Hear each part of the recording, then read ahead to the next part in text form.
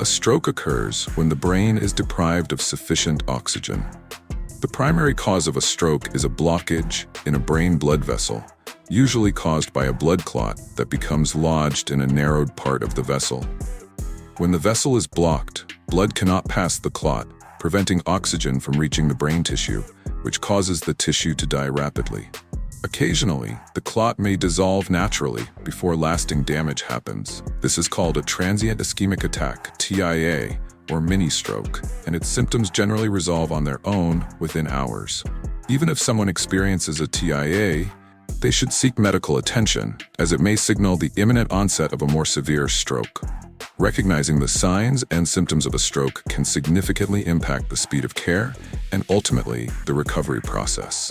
Keeping the acronym FAST in mind will assist you in recalling the signs of a stroke. F represents face. Typically, one side of the face droops and becoms difficult to move. This may sometimes result in a lopsided smile. A stands for arm weakness, or the inability to extend both arms straight ahead. It's not limited to the arms. Strokes can also cause leg weakness. S stands for speech, which can involve slurring words or difficulty understanding others. Finally, T stands for time.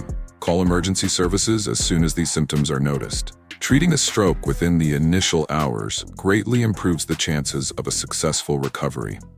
While other symptoms may occur, these are the most common signs of a stroke, so keep in mind the acronym face, arms, speech, time, FAST. If a stroke is suspected upon arrival at the hospital, a CT scan of the head can help identify the cause and ensure prompt and appropriate treatment. 2 treatments can be administered within the first few hours of a stroke. Once several hours have passed, these treatments become ineffective, as the tissue can no longer be preserved. TPA, also called clot-busting medicine, works by breaking down the blood clot and restoring blood flow through the blocked vessel. Additionally, thrombectomy is a minimally invasive procedure used to remove larger clots from the brain. The primary goal after a stroke is to prevent a subsequent stroke.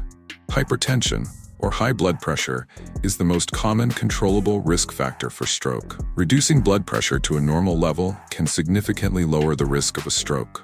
Smoking follows as a major risk factor, doubling the likelihood of another stroke, though this risk diminishes within 2 to 4 years after quitting.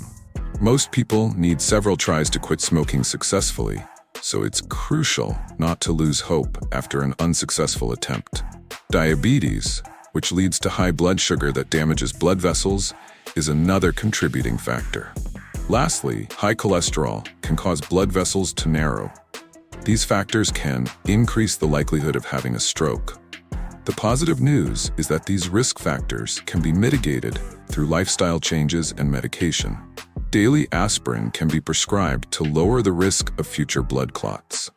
Alternatively, blood thinners may be prescribed for those with abnormal heart rhythms, like atrial fibrillation, as clots are more likely to form in the heart and travel to the brain. Recovery after a stroke can be gradual, with some individuals experiencing small improvements over the course of a year or longer. Depending on the stroke type, survivors may collaborate with speech, physical, and occupational therapists to recover strength and improve communication skills.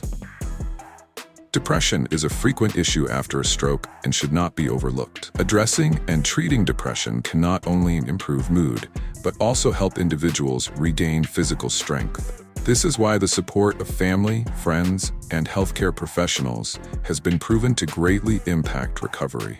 Outcomes can be unpredictable, and although most stroke patients face some lasting neurological impairments, many make significant recoveries over time, even if treatment was delayed. Ultimately, the aim is to equip individuals with strategies to enhance their quality of life after a stroke and prevent future strokes. Thank you for tuning in. Feel free to support us by subscribing or sharing our content with friends online.